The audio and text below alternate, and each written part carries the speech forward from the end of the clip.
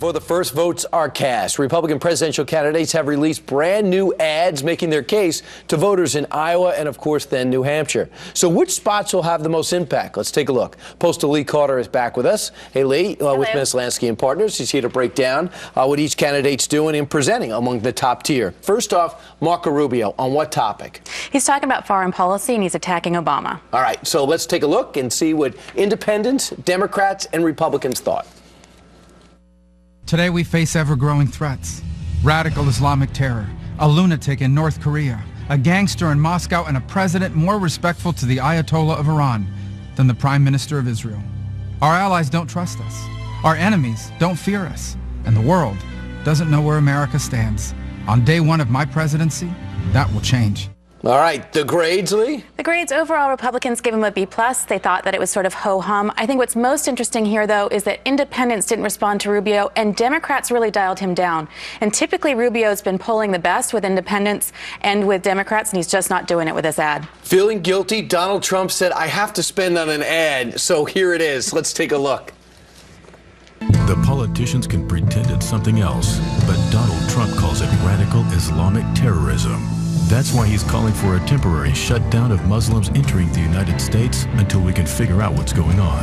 He'll quickly cut the head off ISIS and take their oil.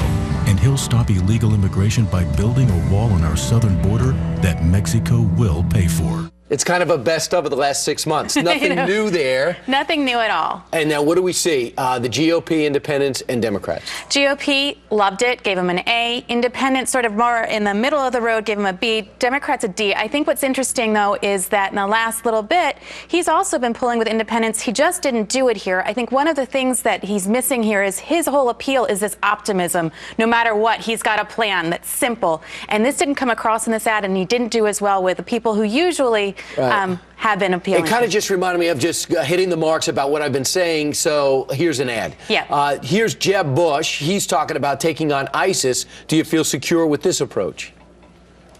The last 7 years under President Obama have taught us that problems do not take care of themselves in the absence of American leadership.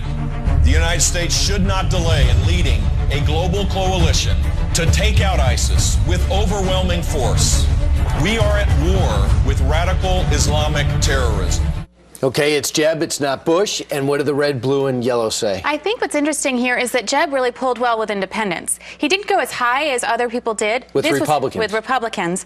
But he did pull pretty well with independents. I think people were telling us they wanted to see a stronger side of Bush. They wanted to see him more passionate. He came across a little bit more so in this ad, and I think he did pretty well for Bush. And more independents usually located in New Hampshire than Iowa, would you say? Yeah, absolutely. All right, so finally, let's talk about, actually second to finally, here's Ted Cruz explaining with the things, the morals and principles that fuel him. Barack Obama sticks by his principles. It's time for Republicans to stand by ours. That's how we win. And that's how I'll lead.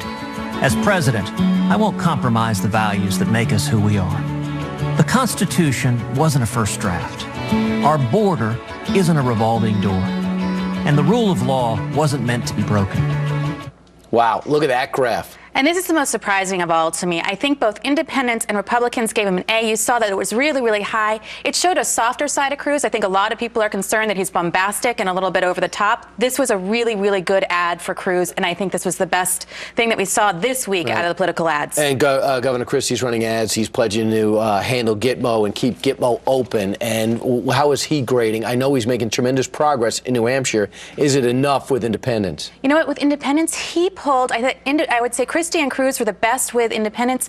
He had real intense reactions, and he does really well when it comes to security. So I think he's going to have a good showing in New Hampshire. Right, and he's pretty steady at third behind Rubio in New Hampshire, if you believe the polls. Hey, Lee, it's getting intense. Yeah, it sure is. It's no longer too early to talk about it. It is here, 25 days away from Iowa. Lee Carter, thanks so much. Thank you.